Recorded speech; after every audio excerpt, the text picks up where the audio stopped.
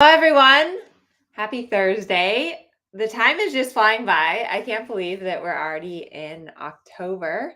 Obviously, Herman isn't here tonight. He is away with his family visiting the Grand Canyon. So I always enjoy when he's here for the Facebook Live sessions, but you're stuck with just me tonight.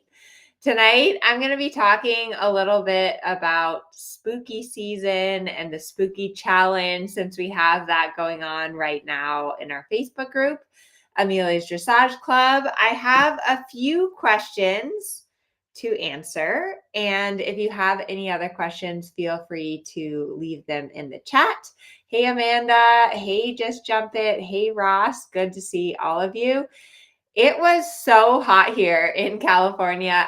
We didn't really have a very hot summer, but today we get Santa Ana winds that come in from the desert, and it was like 95. It was like the hottest it's been the whole summer. So I definitely was feeling the heat today, and I think the horses were too, because since the days are getting shorter, all of my horses have started growing their winter coats, because that's what, when the days start getting shorter, that's what tells them to grow their coats.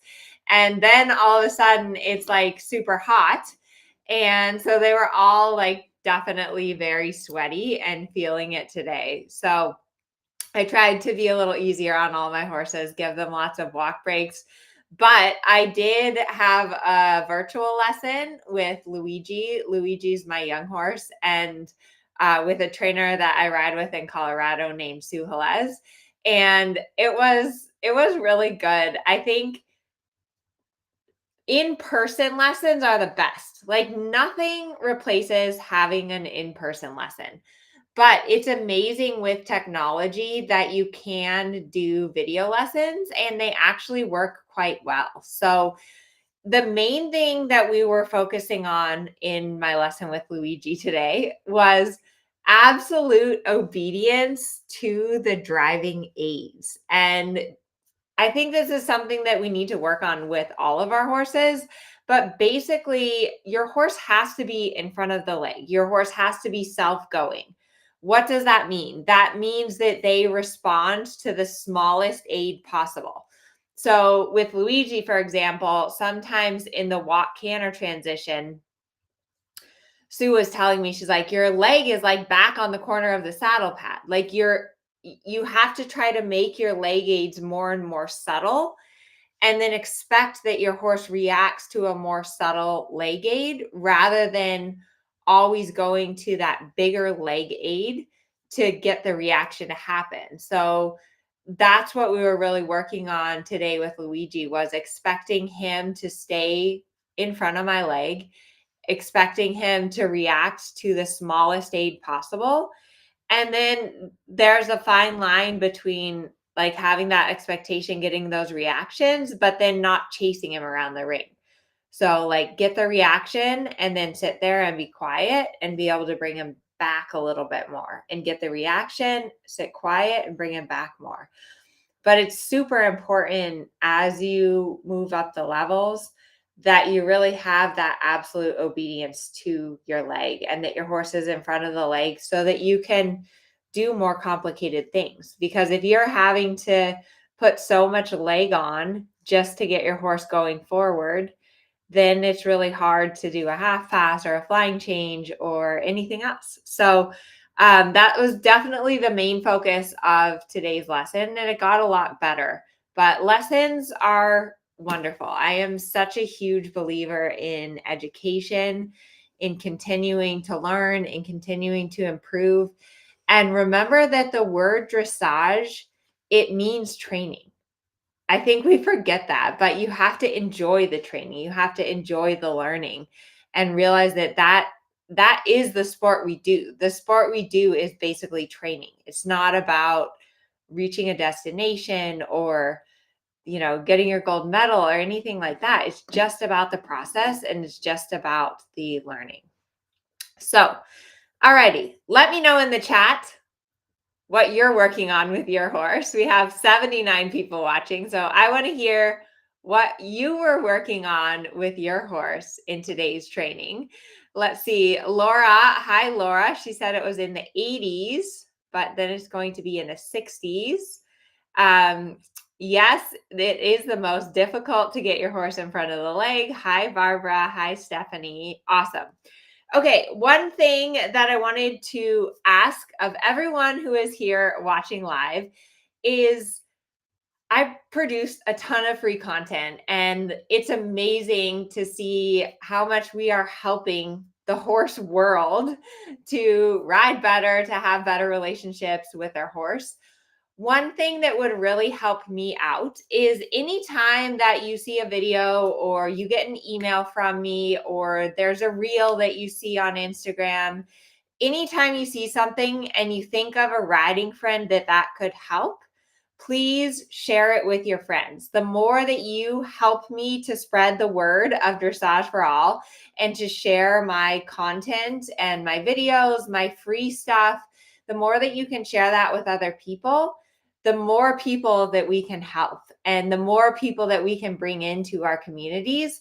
But I need your help to do that. So that is my request for you this week. I would really, really appreciate it if you could just take the time, to forward an email along or to tag a friend in Facebook, anything. I think I have like a ton of sweat and dirt in my eyes. So I apologize. I didn't even wash my face after I got home from the barn.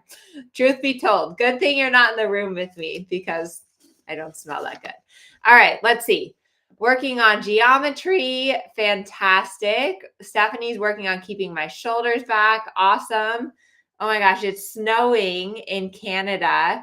Do I use Pivo for my virtual lessons? So no, what I do for my virtual lessons is I actually have my assistant Kane. She does all the video work for me. She actually films with our camera, and then we hook the camera into Zoom, and that gets a really good quality image. So it's a bit more labor intensive, but it works out better. So let's see, working on leg yields, wondering how to develop medium gaits. Okay, that's a good question. So the way that you develop medium gaits is through tons and tons of transitions.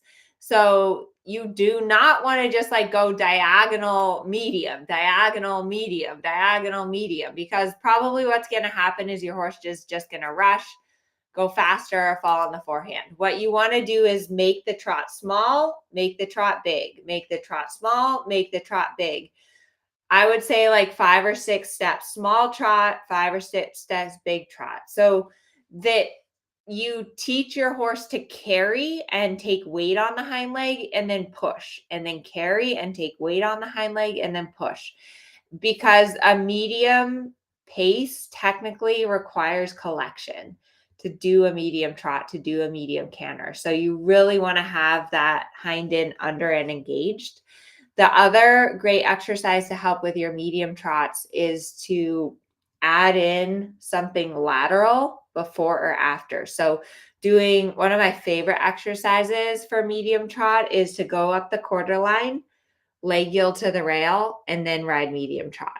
That's a really, really good exercise. Or to do shoulder in into a medium trot. That we were actually doing today with Luigi, and that really helped him because the shoulder in gets the engagement of the inside hind leg. And so then when you go on the diagonal to do the medium, your horse is already engaged. So hopefully that helps you. Okay, next thing on my list is the spooky challenge. So in Amelia's Dressage Club, my team and I have been brainstorming. We're like, we want to get people excited, encouraged, and like posting pictures of their horse. And so we thought, well, it's October, Halloween. Let's do the spooky challenge, and people can post things that their horse is afraid of. And so there's been some very funny posts. There's also been some posts that are a little bit scary of people falling off, which I never like to see that. I never like to see that people get hurt or people fall off. It happens as part of our sport, but we would like to avoid it because it's no fun when you hit the dirt. It's not good for your horse. It's not good for you. It's just not good. And so one of the themes for our business as we're kind of going into the winter season is focusing a bit more on groundwork, because if your horse is super spooky or tense or nervous, at least for me, I don't really want to get on those horses. Um, I will. I've never wanted to get on a horse that's like super spooky or tense or nervous. And so I always resort to doing groundwork. There should be a PDF linked like either above or below this video that's a test of your horse's ground manners. So definitely download that PDF, and it just takes you through 5 simple exercises that you can do within like 2 or 3 minutes to kind of get a sense of how your horse's ground manners are. Because the way that you interact with your horse on the ground affects your riding. And also, it's very important that your horse is paying attention to you and respectful of you before they get scared. That's the mistake that we make a lot of times, is that we wait for our horse to get very afraid or worried about something, and then we wonder why we can't control them.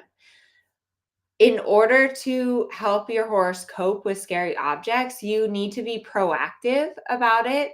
And you need to be proactive about really getting your horse.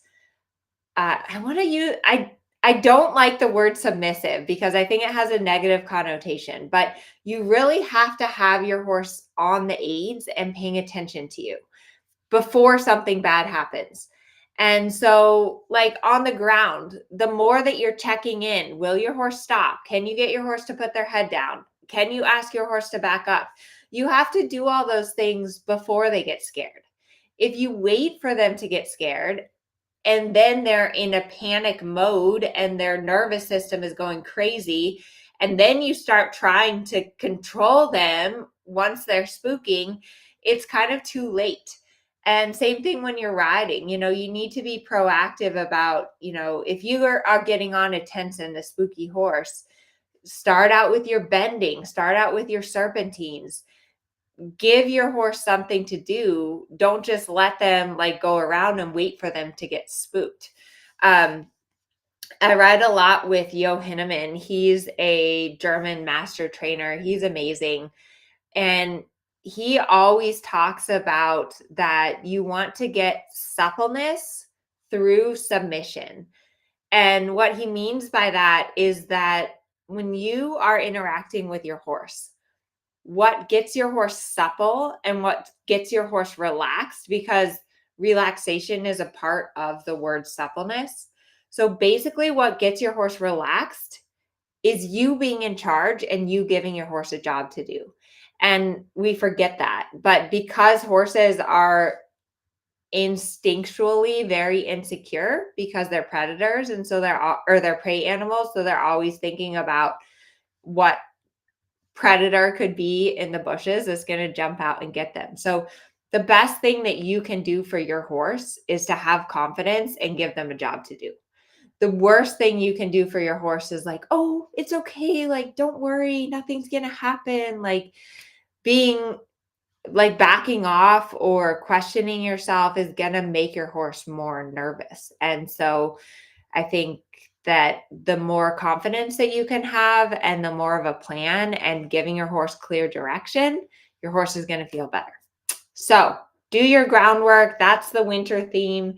I'm going to be doing a lecture in November coming up on groundwork. And one thing that I really want to teach you all over the winter, since it's a time where maybe you're not able to ride as consistently and the weather gets tricky, is to really understand, for one, a bit more about the horse's psyche. I've been doing a lot of reading and a lot of research about horses' vision, horses' smell, horses' eyesight, how horses' brain works. And I think that we really need to take all of that into account when we are training our horses, because it will help us to understand them better, so that rather than just being frustrated at your horse when they're spooky or tense, understanding why is that? Like, why are they spooky or tense? And then what can you do to help them through that rather than just getting frustrated? So it was funny. I was riding I think it was Harvey. And I was riding him on the trail, and there was a place where the eucalyptus trees had like a bunch of the branches had fallen across the trail. And to me, for with my vision, I could very clearly see that it was, the trail, and there were just a few of these little, they're kind of like really long leaves. Like they're not thick branches. So they're like these long leaves. And I could totally see, like, okay, they're just leaves. It's fine. If I was just walking along, I would just walk right over them. But Harvey was very skeptical of them because they weren't there the day before. And horses' vision is much darker and much more peripheral than ours. So they can't see as well in front of them, and they can't see like as much definition as we can. So knowing that, even though to me it's obvious and I'm looking and I'm like, it's just the same trail and there's these leaves over it, Harvey was very concerned about it and very worried about it. And I needed to just give him a little bit of time to bring his head up and down so that he could really assess what was going on there, look at it a little bit to the side, and then he went right across the branches. But um, one thing that is extremely important to understand, because we love our horses and we love to ride them, is really how they see the world and how they perceive the world, so that then we can adapt our training to suit that. And I think that that is a true horseman, and that is one thing that I am always aspiring to be, is how can I be a better trainer? How can I be a better rider? How can I have more empathy and understanding for my horse? And then that allows me to become a more effective rider and trainer. So that's my lecture for today. I'm looking at my notes. I think I have everything. Oh, I was going to talk about, for those of you in the 30 Days to Round Challenge, everyone has been doing so good on their groundwork exercises. It's so fun to see how many people are spending the time doing the groundwork before they get on their horses, and seeing a big difference with getting their horse supple, getting their horse round. It really does work. And I think sometimes I get lazy about doing groundwork, and I'm like, oh, I just want to get on and ride. I don't want to do any groundwork. And there's days that I don't do groundwork, especially with the horses that I've had for a long time. Like Harvey, I've had him for 6 years now. So I've ridden him 5 days a week for 6 years. And most days I don't do any groundwork on him. But when I have a young horse or a green horse or a new horse in training, I always spend that time on the ground. And I shouldn't say, okay, I should rephrase that. With Harvey, I hand walk him every day, and I do focus on the groundwork with him. I do make him stop. I do make him back up. I do make him put his head down. So even though I don't necessarily say like, okay, I'm going to go out and spend 15 minutes doing quote unquote groundwork before I get on him, it is something that I do, and I check in with him when I'm just leading him around. And certainly when I go to the horse shows, same thing. Harvey's a horse that he's very sensitive. He's very hot. And so it really helps him. Like when he gets really nervous, I ask him to put his head down, and that helps him relax a lot. And I teach everyone that works for me at the barn, my groom, I'm like, hey, when Harvey gets nervous, ask him to put his head down, and he immediately relaxes. It just makes such a big difference. So, okay, I have a couple of questions to answer, and then I have to pack. I'm leaving tomorrow for Colorado to teach a clinic. I have a busy month coming up. So I'm going to Colorado tomorrow to teach a clinic. And then in 2 weeks, on the 21st, I'm going to be in Salt Lake City, Utah, teaching a clinic. So I'm excited. I really love going and working with new students and new horses and just getting to meet some of you guys. I actually grew up in Colorado, so it's a little bit like homecoming. Okay, next question. First question actually is from Cindy. In a video, you said you like to do, oh wait, these are the wrong questions. Let me find the questions from today. Those were the questions from last week. Hang on. Okay, here's today's questions. What exercises would be good to help my horse have more crossover with the hind legs during the leg yield and the half pass? Good question. So I would recommend doing some turn on the forehand. That's a good way to really get the crossing over of the hind legs. And then in your leg yield, if you want to get more crossing over, you have to make your horse go more forward and more sideways. So that would be how you get them to cross over, is by pushing them more over and also making them go more forward. Okay, this is a good question from Kelda. With the fall weather changing, is there anything you change in your warm up or any particular riding plan changes? So, yes, Kelda, you just missed my lecture on groundwork, but definitely in the winter months when it's cold, when things are inconsistent, when you haven't been able to ride for a few days, do your groundwork exercises before you get on, because I think I said at one time, spending 5 minutes of groundwork takes a lot less time than healing some kind of injury. So do some groundwork, spend more time walking, and the weather does really affect horses, I think, more than we do. I always find it so funny when it's like cold and dreary out. For me, I want to just like curl up in my bed and take a nap. The horses, on the other hand, are like, yay, like it's cold out. Let's race around and be crazy. And I never really understand why that is, but do be aware that if the weather suddenly changes and it gets super cold, your horses are going to be a little bit fresh. Okay, next question is from Amy. This is a good question.